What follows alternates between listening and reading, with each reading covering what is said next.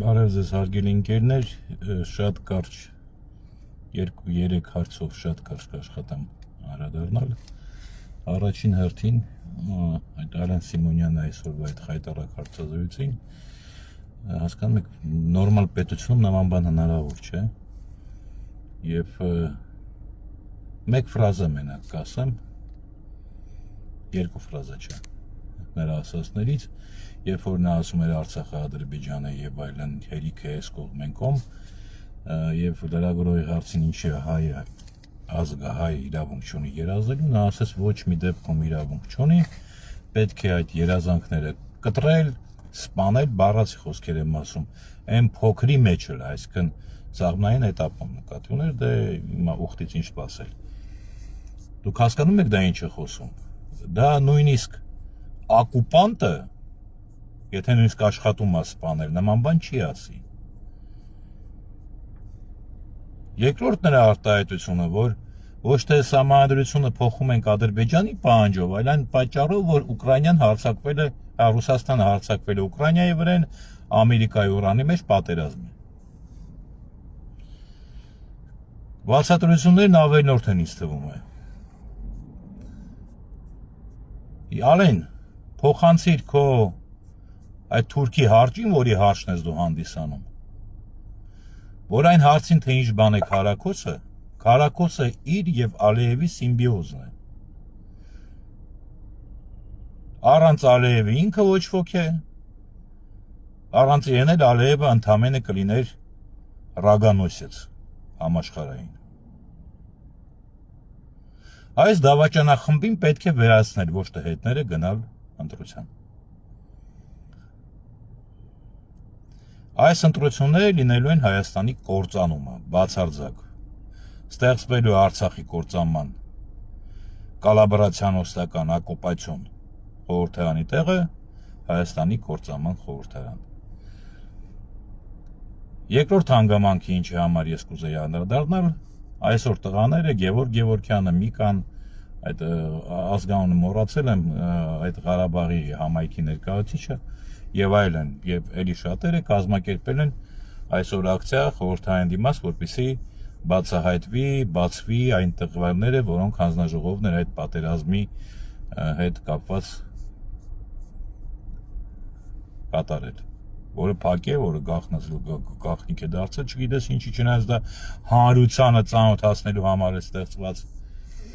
Եվ տեսնենք ինչ կանե այդ կես կոչված այդ կոլաբորացիոնիստ ընդդիմությունը, որը արդեն 5-րդ տարին է լեգիտիմացնում է, այս այլանդակ իշխանությունը, պատմության մեջ առաջին անգամ չտեսված խայտարակության կապիտուլյանտի հետ ընտրության գնացած, դավաճանական, թշնամական ուժի հետ ընդհանուր իշխանություն, միակ իրական իշխանությունը խորհրդարանը, խորհրդարանական եզրում կազմած կոլաբորանտ, որոնք հիմա նորից նախապատրաստվում են գնալ ընտրությունների ու արդեն ոչ թե միայն Ղարաբաղը կործանած, այլ Հայաստանը այն ամենավերջին կործանման եզրին հասցրած եւ այսօր այս բացահայտ այս հասկանում եք, եթե Թուրքը օկուպացված լիներ Հայաստանը, նման խոսույթ չէր կարող լինել։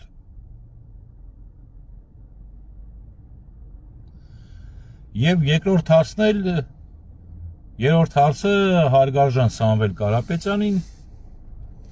օրինակ ինչու համար այդ տղաների կողքին այսօր ձեզ ներկայացուցիչներից ինչ որ մեկը չկար։ Օրինակ Գևորգ Գևորգյանն էլ, Միկան էլ մարդիկ են, որոնք բոլոր պատերազմներով անցել են, Գևորգ Գևորգյանը ընդհանրապես հարգված է բոլորի կողմից, հա ինքը իզրայելցի չի, լավ չխորանանք։ Ինչու մեկը չկար, որը կներկայացնի եւ ընդհանրապես ձեր արտաքին քաղաքականության նկատմամբ պատկերացումները, գեոպոլիտիկ պատկերացումները, հա տնտեսություն հասկացանք, այնտեղ ձեր տնտեսությունը շատ չքննարկենք, 300,000 աշխատատեղի մասին Հայաստանում 2.5 միլիոնանոց, հարգարժան Սամվել Կարապետյան, եթե դուք իրականում լինեք վարչապետ, ես կլինեմ աշխարհի ամենաերջանիկ մարդկանց մեկը։ Բայց ես հիմա բացի նրանից, որ հասկանում եմ, թե ինչի է տարվում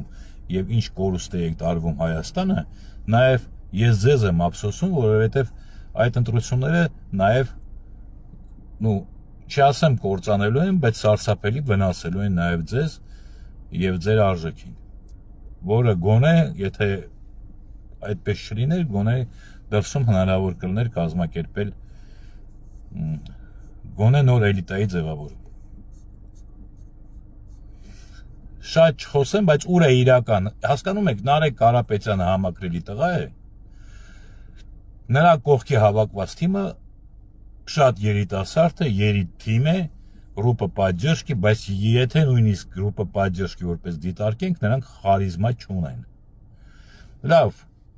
ունեն, լավն են, հրաշք են, ուր է իրական թիմը, որը պետք է Հայաստանը առաջ տանի, լուրջ մարդկանց թիմը, ովքեր են։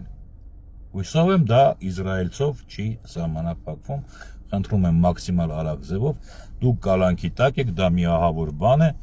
դուք ոչ մի պատասխան չեք կարող հիմա այս պահին տալ հարցերին, որը անհրաժեշտ է, բայց ամեն դեպքում, եթե դուք էլ կալանքի տակից Աստված տա դուրս գաք, ձեր կողքին պետք է տեսնվեն մարդիկ, որոնք